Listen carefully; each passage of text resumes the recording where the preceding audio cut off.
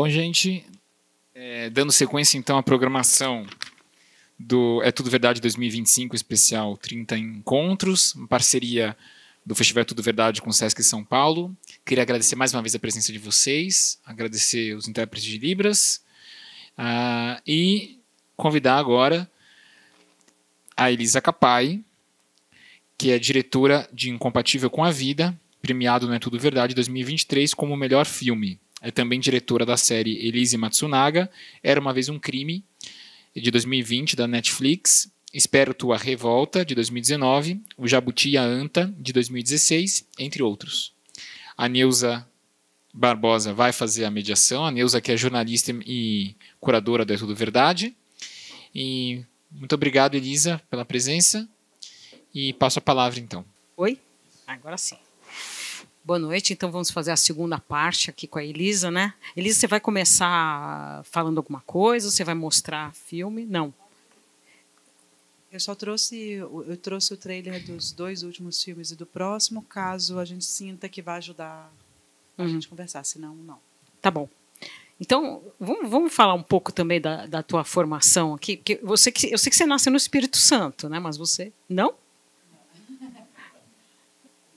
Então está errada a minha informação. Eu achei que você tinha nascido no Espírito Santo e tinha vindo para São Paulo. Eu cresci lá. Ah, tá, entendi. Mas é curioso, que sempre que sai matéria sobre... Por causa do Festival de Vitórias, vender esse peixe, hein? Então, não, mas é isso. Quando sai matéria em Vitória, a cineasta capixaba Elisa Capai, quando sai em São Paulo, a paulistana Elisa Capai, aí quando sai no Rio, é a carioca Elisa Capai, eu já falei... Tipo, deixa... a brasileira, a Elisa Capai, pronto. Tá.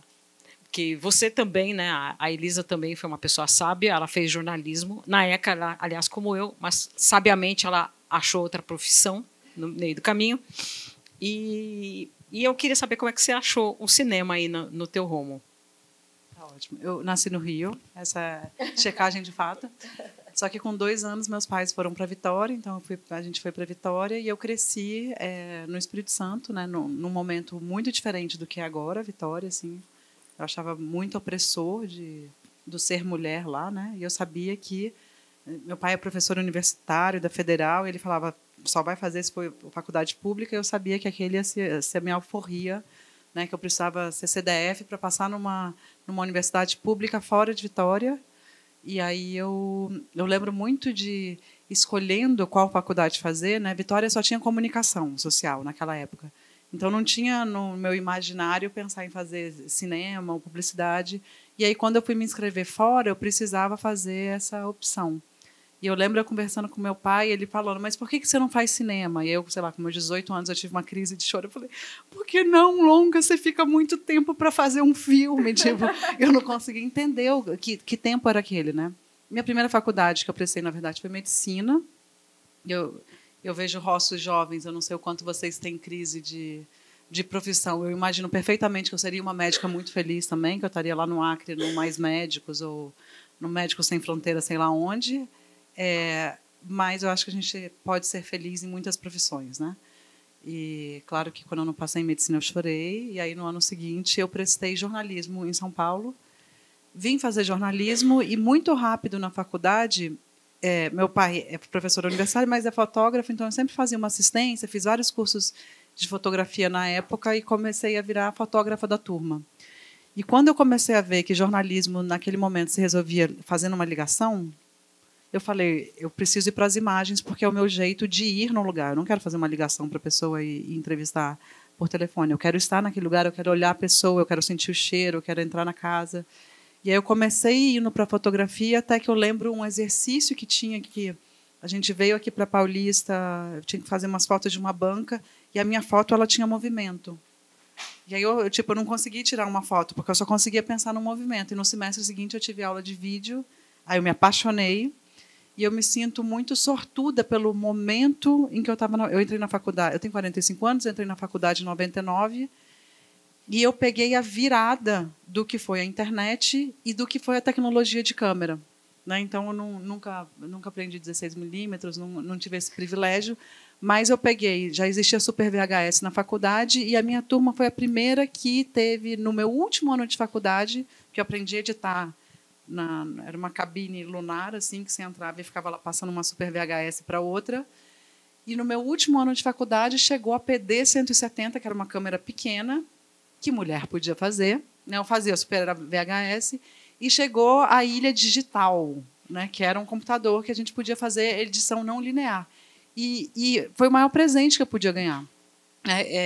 Porque aí eu comecei a despirocar, assim, tipo, eu fui odiada no ano que eu fiz o TCC, porque eu cheguei no primeiro dia e agendei, acho que 4 horas por dia até o final do ano para poder editar, e eu fiz um TCC que eu gravei sozinha, 50 horas, fiz sobre o Teatro da Vertigem, porque eu também tive crise que eu queria ser atriz. Eu cheguei no meio da faculdade, fui prestar EAD, não passei. E aí eu falei, aí quando eu vi também a rotina do teatro, eu falei, Deus que me livre ficar todo dia repetindo o mesmo texto, vou fazer um documentário sobre isso, que eu gravo um pouco, e como se na edição a gente não ficasse todo dia repetindo o mesmo texto, né? Mas enfim. E aí eu foi no TCC, foi na faculdade que eu pedi tinha a TV USP naquela época, então eu fui pedir estágio para ser câmera e editora, e aí eu fui contratada para ser repórter e produtora, que é o que uma mulher, né, podia fazer ali. Só que eu era pentelha, e aí eu fazia reportagem, fazia produção, colava no câmera, aprendia como fazia e pedia para ir para a ilha com o editor, ficava bem quietinha, porque senão eu sabia que ele não ia mais me deixar, e no final eu ficava perguntando uns comandos, e aí depois, quando eu saio da TV USP, eu fazia todo o processo. Então, eu comecei a produzir as matérias, mas eu filmava e editava. E essa tosquice do jornalismo, né? Porque quando eu vejo a galera do cinema que entende do processo, eu nunca consegui entender. Eu demorei para entender esse processo, o que faz uma diretora. Me ajudou. A princípio, ele era eu sentia como se eu não fosse especializada o suficiente, mas isso me deu muita liberdade, né, para fazer. Então, eu faço esse primeiro TCC com esse material. E aí eu começo a propor coisas. E tinha uma coisa a ver com o que eu queria fazer. Eu queria viajar. Eu não tinha tido, na juventude, muita oportunidade econômica de fazer viagens, e eu entendi que eu podia viajar fazendo o meu trabalho. Então, eu propunha matérias para revistas, que vão da revista Fórum, a viagem em turismo, passando por pesca e companhia, o que você quiser. Roberto não fez casamento, eu fiz muito casamento. Né, eu ia fazendo coisas e eu sentia que em cada lugar eu ia aprendendo algo. Eu via casamento como uma experiência antropológica, de estar no dia mais especial de algumas pessoas e presenciar aquela emoção, como que eu documento essa emoção. Né, eu acho que tem um lugar aí de se abrir nesse início de carreira, que é onde eu posso chegar. E aí eu fui para a Amazônia, vendi umas matérias que pagaram a minha viagem. Minha viagem era ficar em albergue, mas eu também produzi uns hotéis 5 estrelas para fazer para viagem de turismo. E aí eu fui aprendendo a fazer uma coisa muito mambembe, no melhor sentido da palavra, que eu podia realizar meus sonhos de onde eu queria ir, pesquisar o que eu tinha curiosidade de pesquisar e ir fazendo e pagando isso com o meu próprio trabalho. E o momento auge, assim, dessa minha formação, que aí que eu acho que eu ainda estava no processo de entender o documentário, né? Eu fazia foto, texto e vídeo, tipo, vamos lá. Foi quando eu consegui propor, eu sempre parti do não, eu já tenho, tipo, vamos ser cara dura. Eu acho que vocês que têm essa cutis maravilhosa, cheia de colágeno e esses olhos brilhantes, tem uma coisa que quando você chega acreditando, as pessoas se encantam junto, né? Tem um lugar bonito que eu tinha uma semiconsciência disso, e eu saí propondo, sei lá, do GNT, e aí eu não conhecia as pessoas, eu não tinha padrinho aqui, era um negócio que eu chegava na cara de pau mesmo, ligava para o cara da MTV, ligava para não sei quem. Aí tinha amiga que era assistente da assistente de produção de não sei onde, eu pedi para ela apresentar o projeto, e foi uma viagem que eu fiz do Panamá a Nova York. Eu fiquei 9 meses viajando sozinha. E aí eu fiz umas reportagens para o GNT, para o Saia Justa, uma série sobre imigração feminina de mulheres pela América Central. Você foi para a África também depois, né? Mas já vou tentar. Foi depois. Que essa viagem pela América Central de imigração feminina era algo que me tocava a alma, assim, e eu fui fazendo foto e texto. E fiz uma série de vídeos sobre cultura e a política da paz na América Central, né? A América Central é um subcontinente absolutamente violento, e eu buscava artistas que tentavam, através das suas artes, conversar sobre esses lugares. E eu não acreditei. Eu lembro que eu ficava a viagem inteira achando que algo terrível ia acontecer, porque eu não podia ser tão feliz, e nada terrível aconteceu.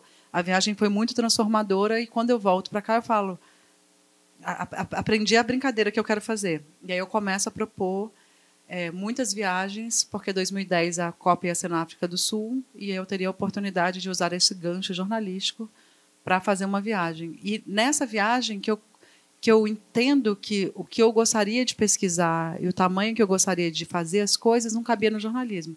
Fiz de novo para vários lugares, matérias, mas eu fui gravando a mais, e no final começava aquele negócio de financiamento coletivo. Eu fiz um financiamento coletivo e consegui fazer meu primeiro longa, que é o Tão Longe Aqui, que para mim era eu aprendendo, foi meu primeiro curso de cinema, né? Então, e aí você aprendeu fazendo um longa, né? E esse que foi na África?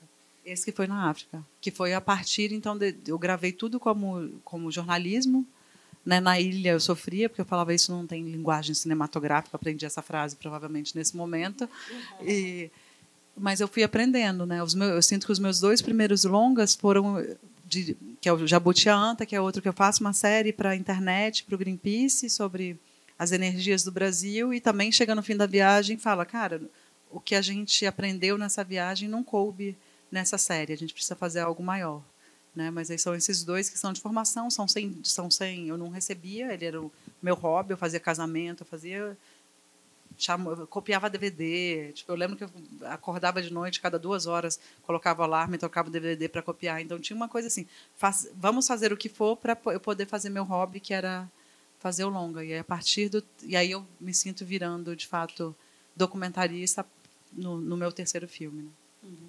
Só aí que você sentiu que você... E aí é o Espero Tua Revolta? Isso. Que aí que é aquele movimento secundarista maravilhoso que teve aqui em São Paulo, né? E como é que foi a tua aproximação desses meninos, assim? Porque você falou muito que eles que foram também... Você foi trocando com eles para descobrir o que era o filme, né? Porque era uma coisa que estava muito viva, né? Muito... Você não podia determinar, olha, eu vou fazer isso. Porque ela estava em processo, né? Era 2016, né? O ano a gente estava vivendo ali aquele momento de retirada do poder da Dilma. Estava nesse momento dos verde e amarelo e dos vermelhos na rua, que a gente estava começando a entender esse movimento, e eu fazia TV majoritariamente, e eu ia fazer uma série para o canal Futura de curtas, que o tema era democracia, e eu tinha proposto temas centrais da nossa Constituição que não existem na prática, e um era direito à educação de qualidade.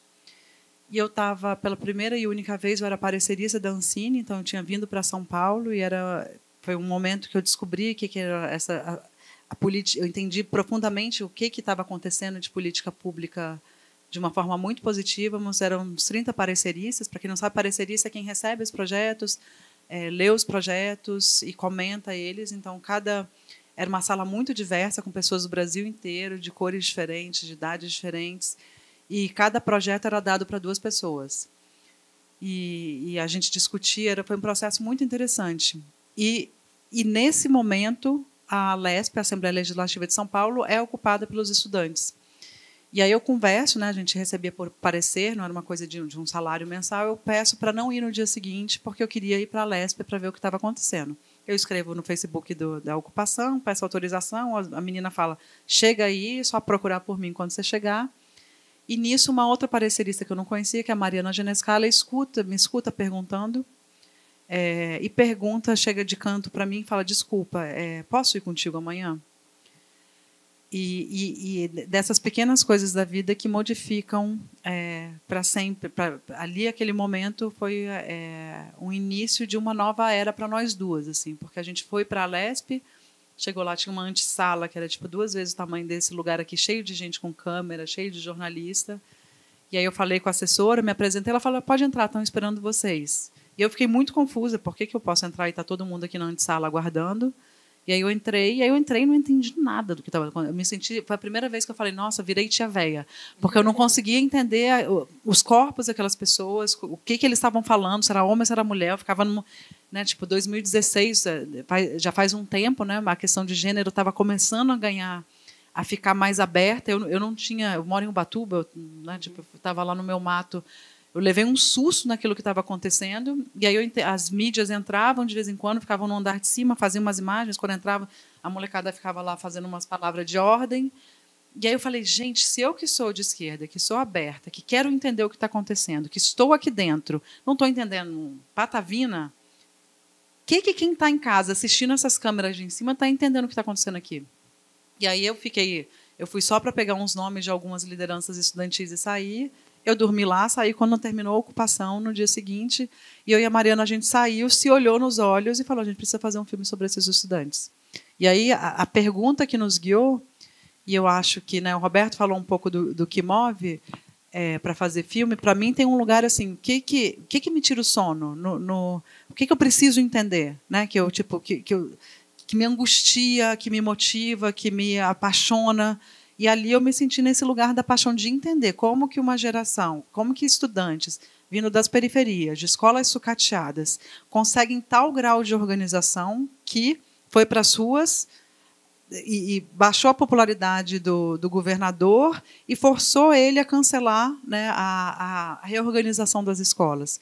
Então, a gente decide que era essa a pergunta que a gente ia fazer no filme. E aí a gente escreve projeto, não sei quantos de vocês já escreveram projetos de documentário, que é uma coisa muito divertida, que você fala bem assim, tem uns que falam bem assim, conte o roteiro do seu filme. Eu sempre falo, gente, eu não sei para filmar, como que eu vou saber o roteiro do meu filme? E aí eu fui aprendendo que, às vezes, tem uma coisa bem bonita nisso, que é tipo, eu me forço a imaginar o filme que eu gostaria de ter. E aí eu termino falando, acho que eu entendi o filme que eu quero fazer.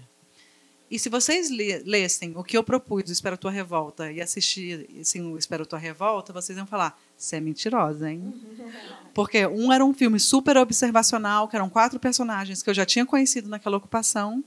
E eu sempre sinto que, assim, se eu proponho um filme e saio para fazer e volto com o filme que eu propus, é porque eu fracassei retumbantemente, porque eu não cheguei lá. Claro que isso é uma coisa de filme de arquivo, né, tipo, ou uma coisa mais institucional, beleza, institucional, galera, faz roteiro, diminui o tempo aí gasto. Mas se é um documentário, você estuda, vê referência, conversa com não sei o quê, e quando você chega, você vê as 3 ceguinhas lá e você fala, é esse o filme, esquece aquele outro filme que eu estava fazendo, né? Então, para mim, eu fiquei pesquisando, porque eu não sabia que filme era esse. E aí a coisa estava acontecendo diante dos teus olhos, né? Acho que nem eles também sabiam onde eles iam chegar, né? Você tinha que captar o que estava acontecendo. Né? Sem ser inquisição. Quem assistiu Espera Tua Revolta? Só para ver se vale a pena passar o trailer ou não. Que ela trouxe para mostrar, inclusive, pensando que talvez vocês não tivessem... Vou passar? Eu acho que pode ser bom, né? porque... Pode ser legal vocês verem um pouco de imagem. Porque o que eu entendi nesse processo é que... Ai, socorro. Onde estava, gente, a área de trabalho?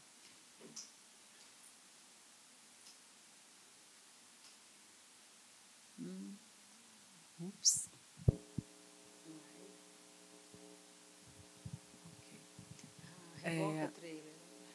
O que eu entendi naquele processo é que aqueles estudos... Até antes de chegar no trailer, tipo, eu fui para essa ocupação, fiquei até o final, aí eu comecei uma longa pesquisa de material de arquivo naquele momento chamava Facebook. Comecei a assistir tudo quanto é matéria, videozinho que tinha saído no Brasil inteiro e comecei a fazer uma planilha de Excel, colocando quem que realizou, jornalistas livres, Mídia Ninja, Caio, fui colocando todo mundo que tinha feito, fui vendo isso. Fui num congresso da Uni, que está até no teaser, entrevistei dezenas de estudantes e tudo era, que filme eu tenho que fazer? Qual é o filme que vai falar dessa realidade de uma forma interessante? E eu fui entendendo que esses jovens, eles traziam as suas lutas para os corpos. Eles não eram... A minha geração fala, meu corpo, minhas regras. Aquela geração, ela colocava uma roupinha com decote até aqui, com um shortinho até aqui, e ela não precisava do slogan. Ela vivia o meu corpo, minhas regras. Né? A galera preta estava com o cabelo que estava falando, respeita o meu cabelo. Né? Tipo, a questão de gênero estava ali, que é isso. A tia véia ficava, é homem ou mulher? Falava, não, cara, eu sou eu. Eu estou além desse binarismo. E aí eu fui entendendo que os corpos precisavam estar presentes para falar dos temas. E essa foi a minha compreensão. E eu fiz uma primeira versão do trailer que me ajudou a entender qual seria a linguagem desse filme, e depois que evoluiu para esse, mas que é meio parecido. E aí eu volto a falar depois da gente assistir.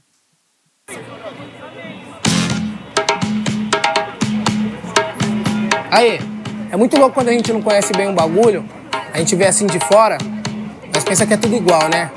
Movimento estudantil. Aí quem não conhece acha que é assim. Uns jovens muito loucos, que querem invadir tudo, quebradeiros, maconheiros, que tem preguiça de estudar.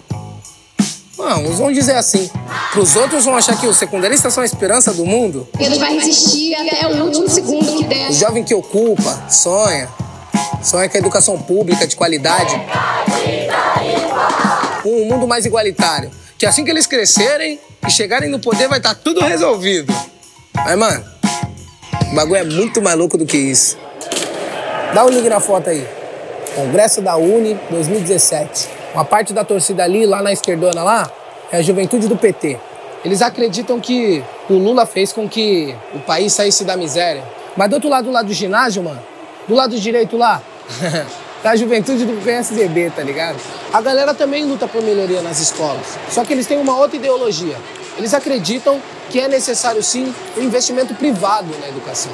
Eles acreditam nas ideias lá que você falar com a galera lá do meião lá, mano, a galera arrepia só de imaginar. Não liga essa família aqui de laranja. Esses aí são socialistas. Se a gente descer mais um pouquinho ali na geral, vai cruzar com a molecada ali do Partido Comunista. Pô, os caras é pesado no Congresso da ONU, hein? Sabe assim? Levam a luta política pros corpos mesmo. Feminismo, tema LGBTTS, liberdade sexual, pregação, tudo misturado.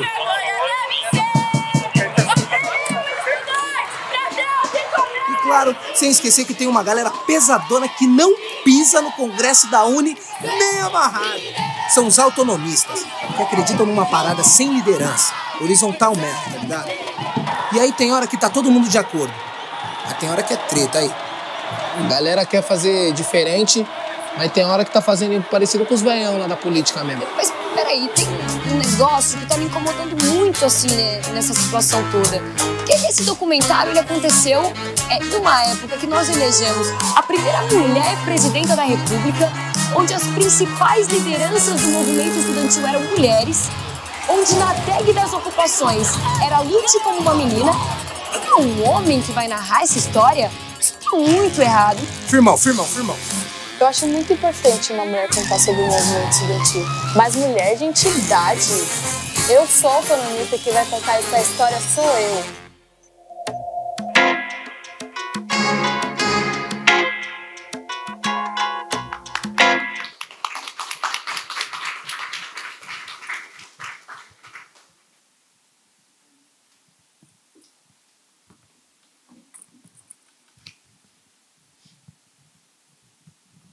Deu para sentir o tamanho da encrenca, né? E foi... Você ficou morando lá dentro da ocupação, junto com eles, uns dias? Essa ocupação durou mais só 2 dias depois que eu entrei, depois eu entrei numa outra, e eu fui tentando acompanhar e fui tentando entender que história é essa que tinha que ser contada. E aí eu acho que vem uma coisa do cosmos, assim, de coisas que acontecem, né?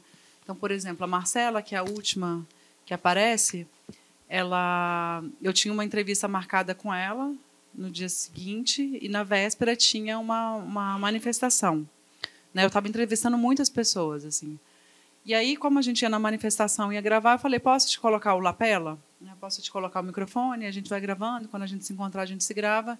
E nessa manifestação teve uma cena muito triste, como costuma acontecer nessas manifestações, que o policial do nada chegou e deu uma porrada, deu uma cacetada, um cacetete na cabeça da Maria, que era uma mulher negra moradora de rua, que ficou caída no chão por 1 hora e tanto.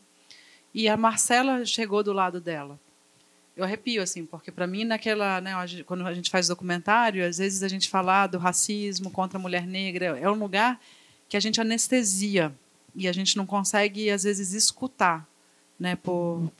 Acho que todas essas denúncias têm um lugar que a gente não quer muito olhar. E ali aconteceu. E, tipo assim, você não precisava escutar, você via o que o Estado faz com uma mulher negra pobre.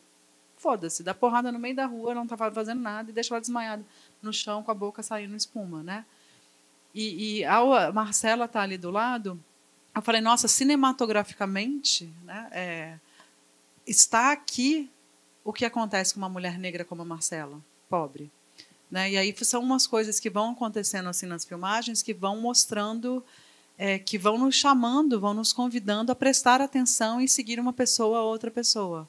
Né? O Coca, por exemplo, que é o primeiro que aparece, o Lucas, a gente estava gravando com ele, com o irmão dele, com o Terremoto, na Roosevelt aqui, e eles estavam falando de racismo, eram 3 jovens negros falando de racismo, falando como que isso estava nas ocupações, e de repente começa uma batida policial atrás deles, com um menino negro.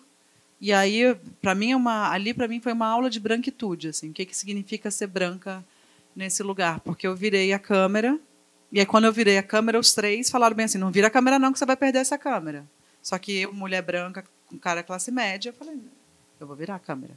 E eu virei a câmera, gravei a batida, policial, o menino sai, o Alex, era amigo deles, eles chamam, senta junto com eles, e aí eles falam, o que foi? É papel da bicicleta, né? E aí eles ficaram falando do papel da bicicleta, e eu, tipo assim, no filme a gente tentou ser generoso para quem assista, e que é branco também, entenda rápido a cena, mas ali, ela se desenrolando, eu demorei para entender que todo menino preto tem que andar com o papel que mostra que ele comprou a bicicleta e que ele comprou o celular, porque a princípio é roubado.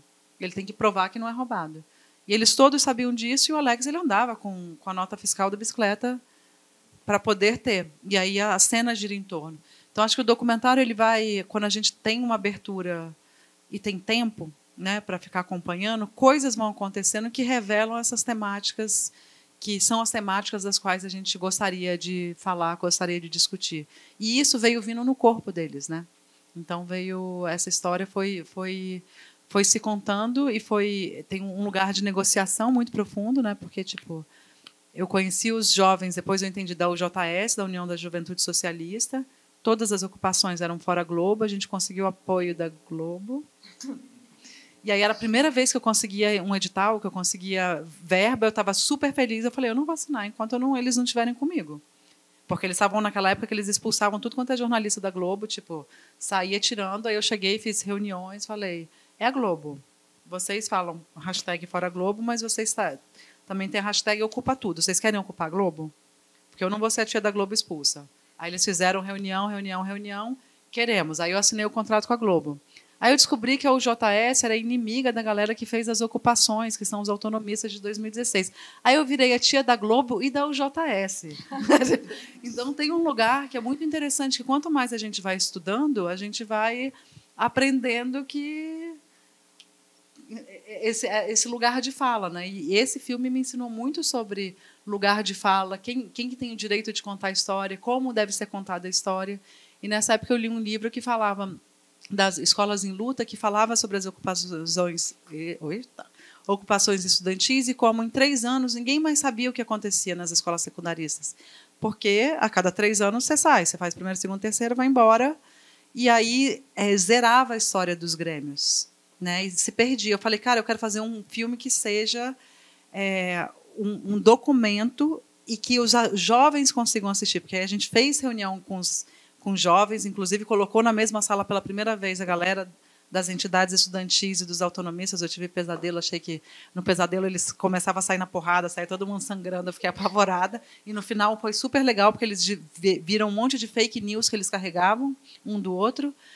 E quando eu falei, eles falaram, mas como vai ser o filme? Eu falei, é um filme, 1h30. Eles, quê? A gente não vê isso. E aí eu falei, o que vocês veem? Ainda bem que não era a época do TikTok. Eles viam YouTube, 5 minutos. E aí a gente falou, cara, a gente precisa fazer um filme que a cada 5 minutos comece outro filme. E a cada 5 minutos... Então, ele tem um ritmo frenético, ele é um videoclipe de 93 minutos, porque ele foi pensado para que os secundaristas, aqueles e os de hoje... Para que eles vissem o filme, consigam assistir, consigam chegar no final dos 93 minutos, prestando mais ou menos atenção. Nossa. Não, um tremendo desafio, né? Principalmente assim, claro, a gente não tem a idade deles, né? Você tá lá, de cara, você já é a tia, até pela idade, mas... Para mim, o choque foi quando eu descobri que eu era mais velha que a mãe da Marcela. Porque, em geral, eu fazia filmes meio com a galera da minha idade. Eu falei, cara, se liga. E eu ficava, e aí, galera? Eu falei, cara, se liga, você é mais velha que as mães, tipo, é outro tom. Não é por aí. Senão você vai perder a legitimidade de falar com eles, né? Você tinha que achar uma linguagem, né? E aí o Incompatível com a Vida é uma coisa completamente outra viagem, que aí você, inclusive, está... o Roberto estava falando assim, que os filmes que a gente faz tem um pouco da gente, mas esse tem tudo seu, né? Porque é uma história que começa com você mesmo, né? O Espero Tua Revolta, para mim, foi o momento que eu aprendo assim, sobre fazer cinema, de ter tempo, de ter verba, né, de não ser o hobby, de ser a profissão. Então, ele leva para um outro lugar, e aí a gente consegue, eu e a Mariana, a gente consegue um novo edital para um filme que seria o filme sobre o amor, que é um projeto que eu tenho desde 2012, 13, sei lá, e a gente finalmente conseguiu ali, final de 2019, no sair do governo Temer, ele foi aprovado. E aí a gente não recebia o dinheiro no governo Bolsonaro. E nisso as pessoas estavam começando a processar a Ancine para conseguir o dinheiro. E aí, ao mesmo tempo, explode a pandemia e o lockdown, e eu descubro que eu estou grávida. E aí eu falo, gente, vai ser demais, porque o lockdown vai durar o quê? 3 meses. Eu vou estar barrigudinha. E o filme sobre o amor era partir de perguntas muito naífes. O que é o amor? Qual a sua maior história de amor e de desamor? Mas eu já tinha viajado fazendo essas perguntas, e se a pergunta era ruim, as respostas eram muito maravilhosas. Então, eu ouvi desde tipo uma senhorinha que falava é o cheiro da grama, porque era onde eu fugia com meu primo para a gente namorar escondido, até a outra que falava o amor, essas foram as últimas marcas. Essa daqui foi uma tesoura, aqui foi uma faca. E aí eu falei, cara, o amor são muitas coisas, né? E aí, então, pensei, eu vou viajar pelo Brasil só conversando com mulheres também grávidas, porque me parecia o auge da declaração de amor. Num governo Bolsonaro, no meio de uma pandemia, você querer ter um filho, é tipo assim, é muita confiança de que o futuro vai ser feliz. Que vai existir um futuro. Que vai existir um futuro. E que você está colocando uma pessoa por amor para ela ficar nesse mundo. E aí, como eu estava lockdown, tipo, entediadíssima dentro de casa, eu falei, eu vou começar a fazer um estudo de câmera. Não pensava em me ter no filme, não era sobre isso naquele momento, mas eu falei, vou começar a ver como que eu vou gravar essas grávidas dentro de casa. E sei lá. Comecei a colocar a câmera, que eu estava com TED, então eu precisava filmar alguma coisa, só dava para filmar eu e o João dentro de casa, e eu comecei a gravar aquilo totalmente despretensiosamente. O João, ele é português, por razões da vida. A gente acaba se mudando para Portugal no início do 4º mês de gravidez. E chegando lá, a gente vai fazer um ultrassom o morfológico, que eu descubro que meu filho ia morrer. E foi tipo um momento mais pancada da vida. Eu não pensei que se podia ficar tão triste por um bichinho desse tamanho.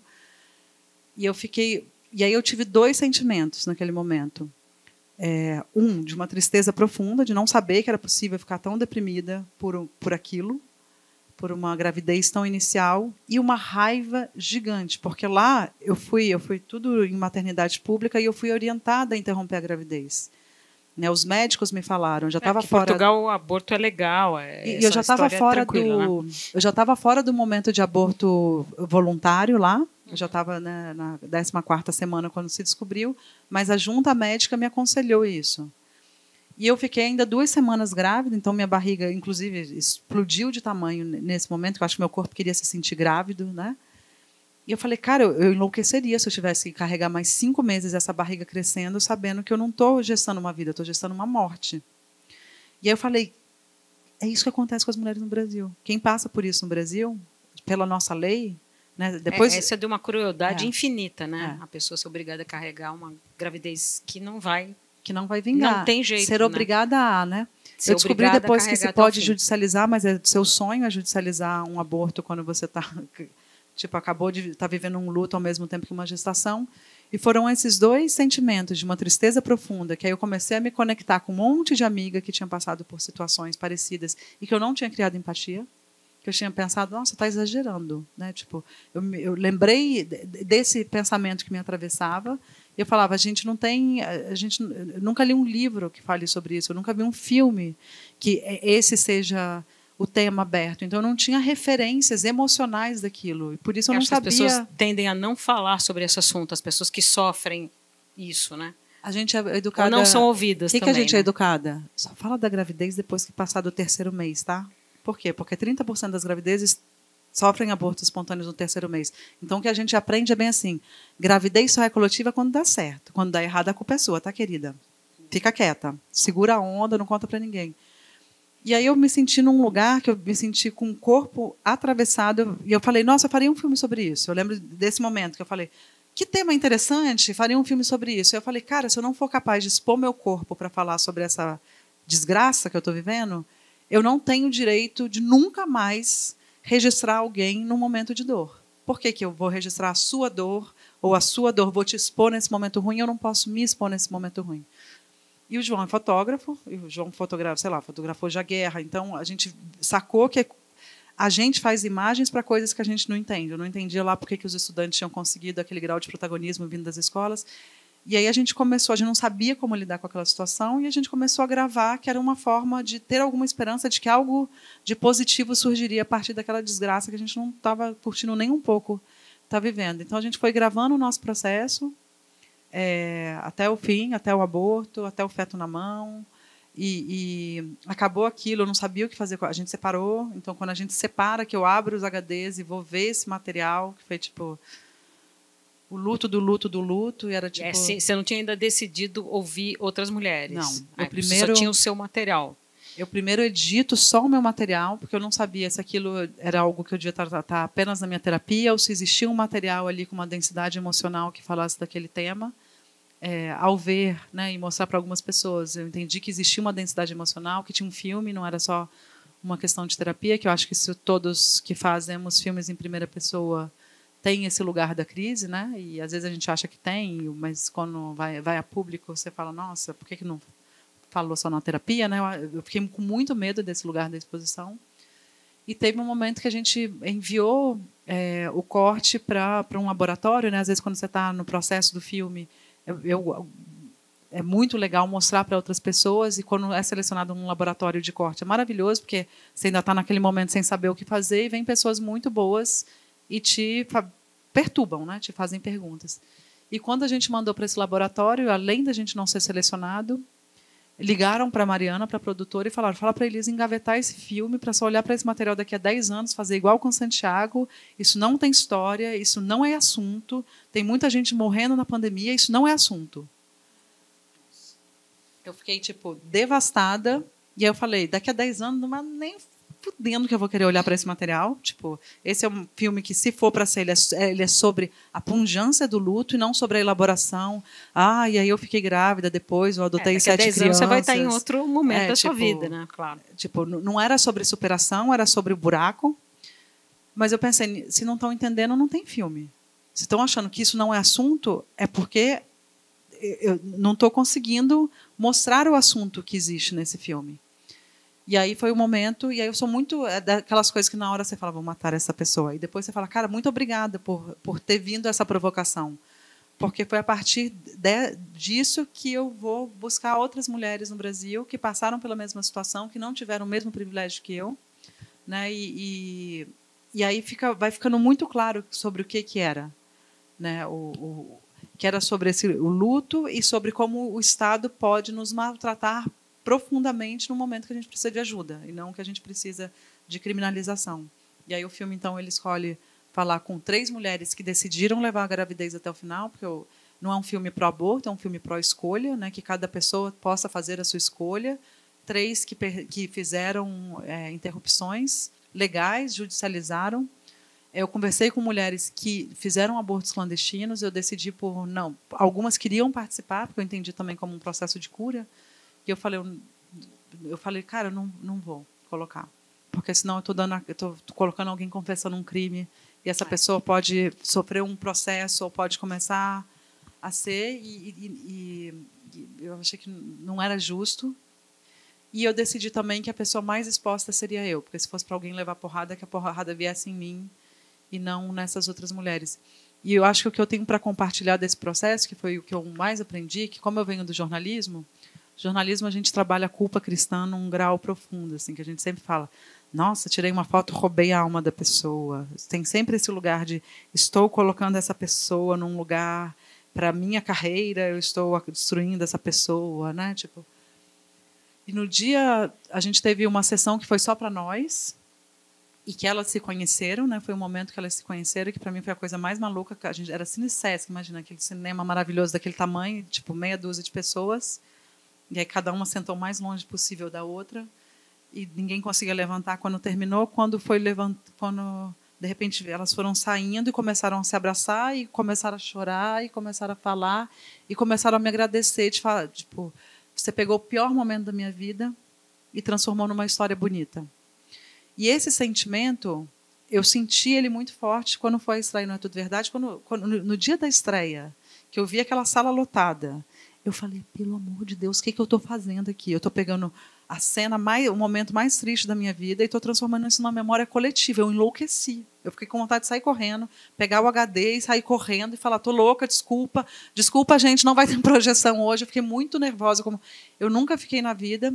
E a sessão foi tipo uma catarse muito grande das pessoas chorarem, não conseguirem levantar, e de repente estavam todas, menos uma que ela falou, ela foi na primeira sessão, ela falou, não preciso mais, seu filme me curou, eu não preciso vivenciar isso de novo. E a gente foi saindo e a gente começou a receber abraços como se fosse a procissão dos nossos filhos, os funerais que a gente não teve. E foi um negócio, tipo, que todas nós recebemos muitos abraços, e de repente eu vi que o funeral virou de um monte de gente dali, que também não teve abraços. E as pessoas começaram a me pedir abraços. E eu dei uns abraços que eu nunca dei na vida sabe quando você está chorando com a barriga aqui, que a gente só chora embaixo do chuveiro, sozinha? Que era a gente falando, eu abortei há 20 anos, eu nunca contei para ninguém. Obrigado porque eu entendi a história da minha mãe, ela perdeu 3 gestações, ela ficava trancada dentro do quarto, eu não entendia o que tinha acontecido. E aí, naquele momento, eu entendi quando uma personagem, que é assim, né, que a gente chama no documentário, ela é tratada com respeito e carinho na dor, que de repente aquilo pode ser a própria cura, que foi o que eu senti. E eu sinto que me transformou como documentarista, porque eu acho que me livrou desse lugar da culpa. Que se eu realmente me conecto com a pessoa, me conecto com a dor dela, respeito a dor dela, né? Não estou num lugar de julgamento, e trato com carinho e amor na edição, que não significa não expor. Né? Porque antes eu achava que expor era agressão. E eu falei, não, cara, expor pode ser muito amor, porque eu me expus muito e eu recebi esse lugar. E aí, para mim, foi muito radical. Assim, agora que eu estou fazendo um outro filme, eu vejo que algumas cenas que eu falo, nossa, acho que eu não colocaria se fosse há 4 anos, que eu vou colocar, sabe? Eu comentei com você, né? Porque o teu filme ele passou no Festival de Vitória, inclusive seu pai foi lá. Seu pai foi te representar, não sei para onde é que você estava. E eu me lembro que teve um debate sobre o filme que tem um momento que você mostra o feto, né? E a tua produtora estava lá e ela explicou que vocês discutiram sobre isso. Tem gente que acha que essa cena não devia ter, tem gente que acha que devia, né? E eu acho que é o momento máximo assim da tua exposição, né? Que realmente você escolheu ir até o fim nessa exposição da tua dor, né? Não dá para ir mais longe do que isso, né? E eu acho que tem uma coragem assim imensa, que claro, nenhuma das outras personagens tá nessa situação, só você. E só você poderia fazer isso mesmo, né? Eu tinha vídeos delas com imagens semelhantes que eu achei que não era correto. E ali foi algo muito interessante, que eu e a Mariana, a gente tem uma relação muito de parceria, assim, e a gente discutiu mesmo, assim. E aí eu fui entendendo, e eu acho que é muito importante, quando coisas incomodam, né, a gente pensar bem assim, onde reside esse incômodo. Tem gente que faz filme que é do incômodo, né, tipo, que curte esse lugar dessa provocação do incômodo. Eu não é o que eu gosto de fazer. Eu gosto de fazer filmes do carinho, né, que sejam abraços. E esse filme, especialmente, era para ser um filme abraço. E aí eu lembro que a Mariana falava assim, mas é muito desrespeitoso. Aí eu falava, desrespeitoso com quem? Com o feto? Ele não está agora estudando na USP. fortão. Ali foi o único registro que tem da vida dele. A melhor imagem que tem é aquela imagem. Da existência dele. E é uma prova de que ele existiu. Se eu não tivesse... E aí, eu fui para... E eu perguntava, é desrespeito com quem? A mãe e o pai estão de acordo. A minha mãe, quando ela assistiu o corte do filme e que veio essa cena, ela teve uma reação que eu nunca imaginei. Ela começou a chorar e falar, meu netinho. E eu fiquei tipo, nossa, mamãe enlouqueceu. E eu falei, não, é o netinho dela. O único momento que ela viu o netinho é aquela cena. Que bosta, mas é. Né? E aí eu comecei a entender de um lugar do pessoal e do político. Como eu estava em Portugal, eu tive um grande privilégio de conhecer, de sair do exame que confirmou que ia morrer e ter uma enfermeira que me fez a pergunta, você vai querer ver? Meu primeiro pensamento, não. Quero ver correndo, queria ver sorrindo, queria ver dando mamar, vou querer ver morto? Não, não quero. Mas aí eu segurei a resposta e perguntei, por que você me faz essa pergunta? Falou, eu acho que tem que seguir o seu coração, mas todas as pessoas, todos os casais que eu conheço que viram, têm uma recuperação muito melhor. Porque você encara. Isso aconteceu. Eu estava grávida, morreu, está morto. Existiu. Para fechar o assunto, né? Existiu. Eu acho que se eu não tivesse visto, eu teria achado que eu inventei a gravidez.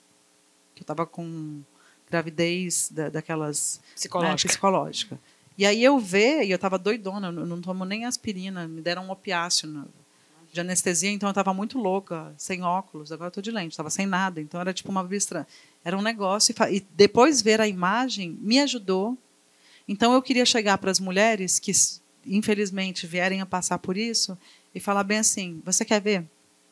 Eu queria poder fazer a pergunta que a Leonor, que a enfermeira, me fez. E para mim, como esse é um filme claramente nichado, a gente tentou fazer um filme que não seja nichado, que ele fale sobre vida e morte, mas claramente a gente chamou ele de incompatível com a vida, porque quando a mulher chegar em casa e fala bem assim, feto incompatível com a vida, primeira página inteira sobre o filme. A gente queria que esse filme chegasse a quem vive essa situação para que tiver, ao contrário de mim, de todas as mulheres com quem eu conversei, de todos os casais, tivessem referência emocional do que estão passando. Esse foi um ponto. E o outro é, busquem na cabeça de vocês, quem não viu o filme, quando que vocês já viram feto na mão? De senador de extrema-direita, indo contra o aborto. É esse momento que eles ficam usando aqueles negocinhos de plástico em formato de feto e falando assassinas, assassinas. E eu falei, cara, eles não têm o direito de falar assassina. Eles sabem a dor do que é. Quantas mulheres têm perdas gestacionais e têm um feto na mão e vê aquilo ali é um puta de um gatilho. Quantas mulheres que abortaram, seja porque o feto era incompatível com a vida, seja porque a gravidez era incompatível com a vida da mulher, mas que é uma dor segurar o feto, eles não têm direito. Quem tem direito sou eu. Quem tem o direito são as mulheres que passaram por essa situação e têm seus fetos na mão. Então, virou um lugar desses dois lugares. Por um lado, e eu sabia desde o início que isso reduziria a vida do filme.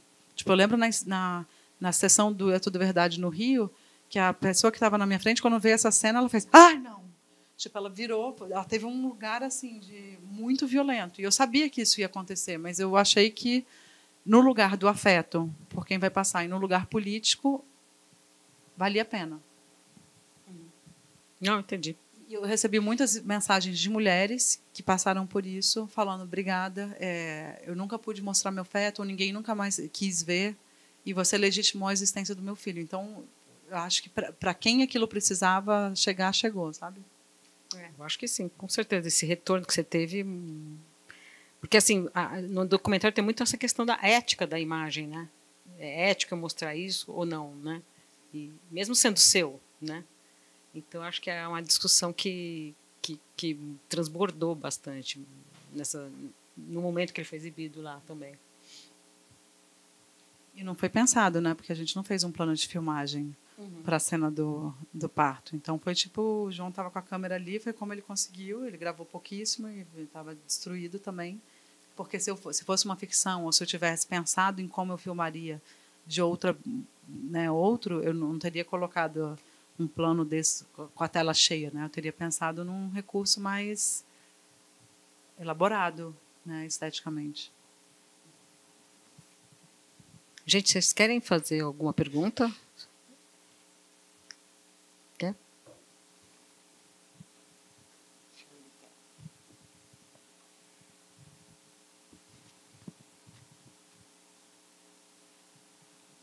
Olá, boa noite. A dúvida que eu tenho é como foi seu processo de ter essa troca, essa entrevista que foge muito de uma entrevista institucional de jornalismo e para você construir a relação, tanto nos dois docs. Como foi esse processo de criar e saber quando ouvir e saber quando a forma de perguntar também? Obrigada pela pergunta. Eu acho que o que tem que guiar a entrevista, em primeiro lugar, é uma real curiosidade, né? E uma demonstração disso, né? Não uma encenação, mas é tipo deixar transbordar esse lugar. Porque quando, tipo, eu já fui, sei lá, entrevistada para programa que a pessoa faz a pergunta e mexe no celular. Se eu estou falando com você e eu começo a ver aqui que você está falando comigo, a primeira mensagem que você tem é: não estou falando nada interessante, né? Então acho que tem um lugar de sedução, né, uma sedução verdadeira, né, não uma sedução maniqueísta, de sua história é muito interessante, ela me interessa, eu estou muito curiosa por você, né? Então de conectar de fato com a pessoa, conectar com aquilo. E aí eu acho que cada entrevista, cada universo, ele vai ter suas peculiaridades. Eu acho que sempre uma pesquisa, se é uma entrevista sobre um fato, quanto mais você conhecer esse fato, mais te ajuda a entender a resposta e saber qual que é a próxima pergunta, né? Eu gosto, e aí eu acho que cada um tem que ir descobrindo o seu método, e o método vai mudando, e né, não acredito numa coisa, num modelo, mas para mim me tranquiliza muito ter um caderninho com as perguntas, que eu espero nem baixar o olho para ver. Mas se naquele momento de nervoso ou de desconcentração eu me perder, eu tenho para onde voltar. Mas o que eu, em geral, faço, então, eu meio que fico o máximo de tempo com aquelas perguntas na cabeça para quando chegar eu estar contigo. E olhar no seu olho, e conversar contigo e deixar você me guiar. Então, eu sei os pontos que eu tenho que passar, né? Mas eu vou deixando a partir da sua narrativa, porque a forma como a pessoa fala é também... o próprio, eu acredito que forme conteúdo, né? Tipo, se eu pensar no Espero Tua Revolta, que ele é um videoclipe de 93 minutos, no Incompatível, que ele já é tipo... Para mim foi muito louco, que eu fiz um filme que era assim e o outro é assim. Tipo, ele não sai daqui, né? Mas era o formato que aquele tema pedia. Naquele momento era o que eu entendi que devia ser. E na entrevista eu acho que a forma que a pessoa fala, a sequência que ela encadeia, também está falando sobre quem ela é e sobre aquele tema. Então acho que tem uma coisa de seguir e entender que lugar é esse da entrevista. Então é isso. Nos estudantes eu entendi que eu tinha a idade das mães, que eu era alguém de classe média, que eu sou branca. Então entender de onde eu falo me ajuda a conseguir conectar de uma forma mais sincera com a pessoa, né? Não vou, sei lá, eu estou fazendo agora um filme no sertão. É uma doideira, tipo, o que a gente gasta num jantar, pode ser num PF na padaria aqui, é uma grana substancial do que eles têm para o mês inteiro para a família. Eu tenho que saber que lá eu não sou classe média, lá eu sou rica, né? E eu sou estrangeira. E aí você tem que ir entendendo assim, eu acho que quanto mais consciência a gente tem de quem eu sou em relação de por que eu quero escutar essa pessoa, e eu acho que quando eu tenho uma curiosidade genuína, coisas muito mágicas acontecem, porque é o que o Roberto estava falando, né, da Maria ter se apaixonado por ele. Quando a gente escuta pessoas genuinamente querendo escutar a nossa história, isso é um lugar de autoestima muito grande, a gente se sente interessante. Olha eu aqui com esse microfone, vocês estão me olhando, eu estou falando, tipo, estou me achando, né? Tipo, tem um lugar que você está fazendo assim, eu falo, nossa, é interessante o que eu estou falando. Se cada um tivesse no seu celular, eu provavelmente estaria sem autoestima para estar conversando aqui. Então tem esse lugar.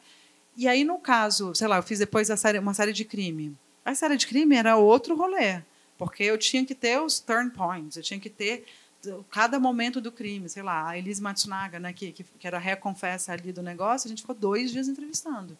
Eu tinha tipo muitas páginas de entrevista. E a gente tinha policial bom e policial ruim. Éramos 2 pessoas fazendo a entrevista. A gente dividia isso, porque se eu chego atacando, falando sobre o crime, depois, quando for a parte emocional, a pessoa não quer, já está saco cheio de mim.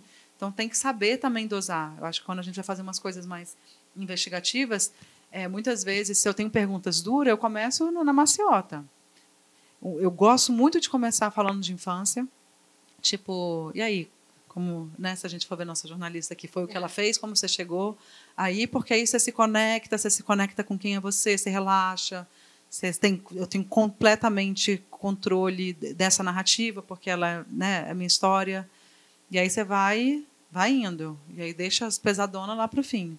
E no caso do Incompatível, não foi uma entrevista, foi um papo. Eu nunca tinha conversado com pessoas que tinham passado por aquilo. Na primeira entrevista, chegou uma hora que o Danilo, que é o pai, o marido, ele interrompeu e falou: Elisa, está tudo bem? Porque eu estava colapsando, né, durante a entrevista, de tanto chorar. E aí eu entendi também que essa era a beleza, que não era para eu ser uma jornalista fria ali fazendo as perguntas, eu estava junto. E ela também nunca tinha trocado com alguém que tinha passado pela mesma situação, o que fazia daquilo um outro lugar. Então, eu acho que é sempre a gente ir entendendo esses lugares e sendo verdadeira com a pessoa. Eu gosto de abraçar, eu sou uma abraçadora. Então, quando vai gravar, a pessoa está nervosa em geral, como que ela se sente o mais confortável possível? Tipo, às vezes tem uma arrogância da equipe de falar: eu estou te colocando... Tipo assim, é você. Se eu estou fazendo entrevista com você, é você. Você está bem? Você quer se arrumar? Você quer água? Quando você quiser parar, você para. E aí eu vou, antes da entrevista, dou um abraço, agradeço a pessoa, obrigada por estar aceitando fazer isso, muita coragem sua se expor. E creu. Então, acho que tem um lugar de... E é sincero isso, porque é muita coragem você chegar na frente da câmera e falar sobre isso. A Elisa Matsunaga, né? Porque, né, é uma, né, pesado, né, o negócio. Mas, assim, você tem que ter um respeito por essa personagem também, óbvio. E é muita coragem estar ali. Nossa, muito. Bom, gente, acho que o nosso tempo acabou, né? Nossa conversa está ótima, mas o nosso tempo acabou. Se quiser ali fora, eu tenho mais um tempinho. Tá bom. Obrigado pela presença de todos. Tá? Muito obrigada, é tudo verdade, você.